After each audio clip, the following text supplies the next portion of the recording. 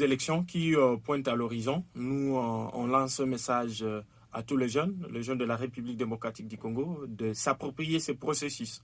Si il y a une campagne du renouvellement et du rajeunissement de la classe politique, ça ne sera pas possible sans que le jeune ne s'engage. On ne va pas renouveler avec les mêmes personnes qui ont lamentablement échoué. Que le jeune brise un peu la paire, qu'il mette la paire de côté, qu'il s'engage. Parce que le processus électoral, nous espérons que ça ne va plus rentrer en arrière, que le calendrier publié sera respecté. Même si c'est reporté ou repoussé, on pense qu'il faut que le jeune s'en approprie. Les jeunes ont intérêt actuellement à apporter un sang nouveau au sein de la classe dirigeante pour essayer un peu de relever le défi. Il est vrai qu'actuellement, la population congolaise est majoritairement jeune et les gouvernants actuels devaient comprendre qu'il n'y a rien qui peut se faire sans la jeunesse.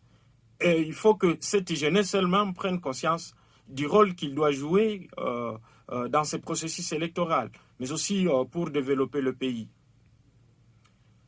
D'ici là, il y aura convocation de l'électorat à la députation nationale.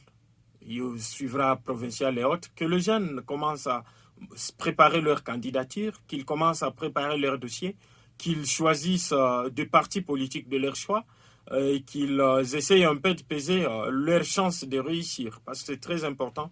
Il faut que les jeunes mettent en place les stratégies qui leur permettront de s'en sortir pendant ce processus électoral. Que la jeunesse se soutienne mutuellement. C'est vrai, il est impossible qu'on soit tous candidats, mais que ceux qui ne seront pas candidats soutiennent ceux qui le sont déjà.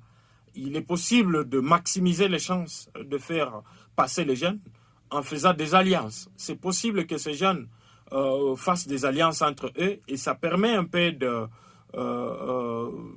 donner plus de chances à ceux qui se sont engagés.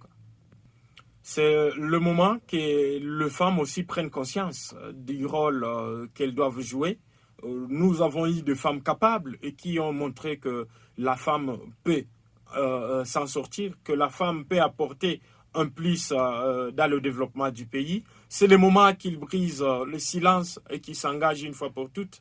Là, nous pointons particulièrement toutes les femmes engagées en politique et ceux qui n'y sont pas, qu'ils prennent le courage d'accompagner celles qui y sont déjà, qui se serrent les coudes. Et c'est possible que la femme vienne faire ce que l'homme est incapable de faire.